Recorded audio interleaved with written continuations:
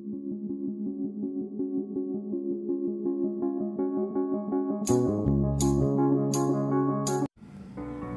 po, good afternoon or good evening sa inyo lahat dyan. So, andito na naman tayo sa aking mga garden. Ito po yung aking ampalaya, okra. Tinanim ko na mga sili. Ayan na siya. Hanggang doon. At kanina ay nagtanim ulit ako. Meron ako dito. Bagong tanim lang. Bagong tanim lang to. Ayan. Medyo inatake ng init kanina. Kaya ayan. Pero sana bukas ay na siya. Umayos. Kasi hindi talaga magandang magtanim sa umaga. Kailangan ang tanim talaga ay sa hapon. Para hindi siya anuhan ng ano. Pero okay na yan. Ano din. Sili. Ayan. So, ayan po. At dito, yan. May mga sili na din. Lalagyan ko siya dito ng kahoy para ano.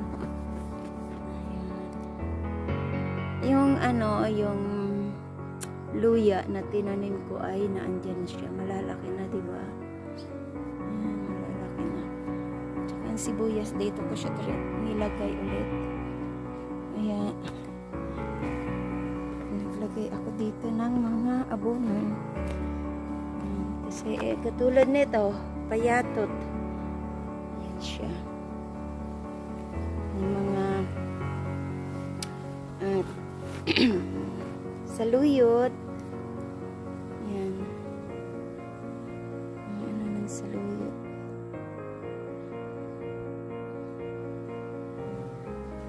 Ang mahirap nito, pag ito ay nagkuha ako nitong saging sa taas. Kawawa ang tanim sa baba, pero gawan ko ng paraan na pag nagtagpas ako niyan ay hindi maapektuhan ang aking tanim sa baba. Yan. Laki pa namang buwig niyan. Utungan po yan. Yun ang saging na utungan na maraming buto. Pero nabibinta naman yan.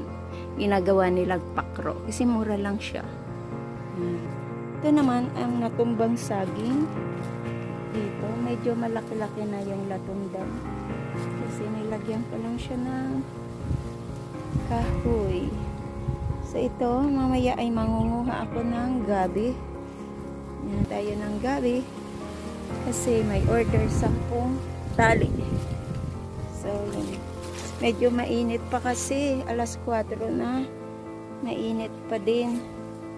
So, ito yun siya. Hanggang doon. At, may saging pa dito. Ayan, latundan po yan. Ang latundan ay maselan. Maselan na saging. Ayan. So, punta tayo doon kasi baka pwede nang kuhanin yung saba. Ang aking ano dito, dragon fruit. Yan, ang dragon fruit ko.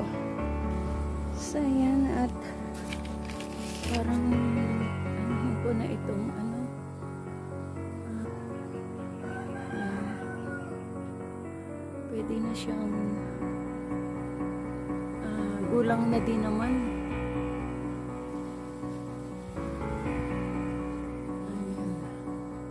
Gulang na din naman. So, siguro pwede ko na siyang tagpasin.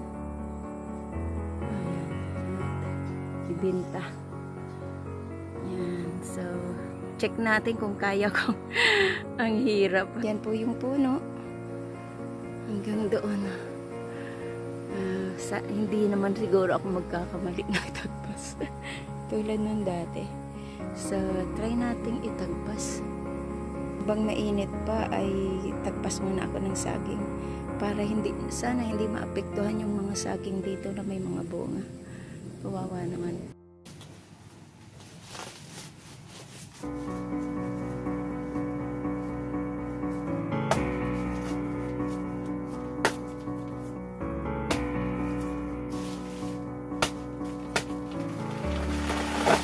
So ayan, natakpas na natin ang lalaki at nagpangbalang siya sa ganyan. Diba? Ang haba na, ang laki ng puno na to. So ayan, kuhanin ko po to para makuha ko at hindi po siya nahagip, hindi nahagip ang may bunga dito at saka dito. Ayan, salamat at hindi siya ayan, kuhanin ko muna po at abangan niya na lang. So ayan na, sobrang laki, ang linis.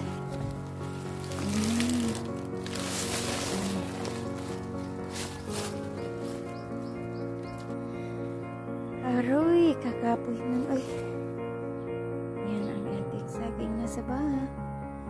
Sobrang laki ng puno. At ito na. So, natin. Buong 3 putol. Buti na lang. Nakatayo pa yung aking mga saging. Ayan. So, ito'y anuhin ko na siya. Tatanggalin ko siya dyan sa kanyang bunga. Mabinta natin. Hindi ko naman kasi yan maubos. Ayan. Dito na sa harap ng pinto.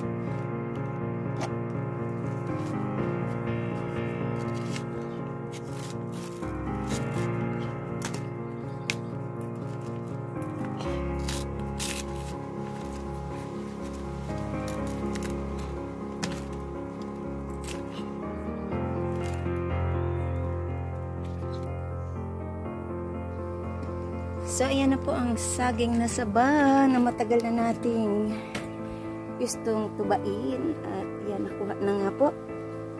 At gulang na din siya. At sa wakas na nakuha ko siya, na harvest ko siya na walang na-damage na ibang puno doon. Ayan, salamat sa Diyos. Sayang naman kasi kung matumba yung 2 puno doon na may bunga. So, ayan po. Thank you so much po sa inyong panonood, sa pagsama sa aking premiere. This is Laurie's Garden. Thank you at mega love shoutout sa inyo dyan. Ayan, pag may itinanim, may aanin. Buhay ng gardenera. Yan. Masarap sa puso ang may garden, pero napakahirap din po. Mahirap palang kitain. Pero kung nakatanim ka na, ay mag-harvest ka na lang. Katulad nito, harvest na lang tayo ng harvest. Thank you so much and big love shoutout sa inyo lahat dyan. Bye-bye and salamat po. Ingat po tayong lahat. Pag may itinanim, may aanin. Bye-bye!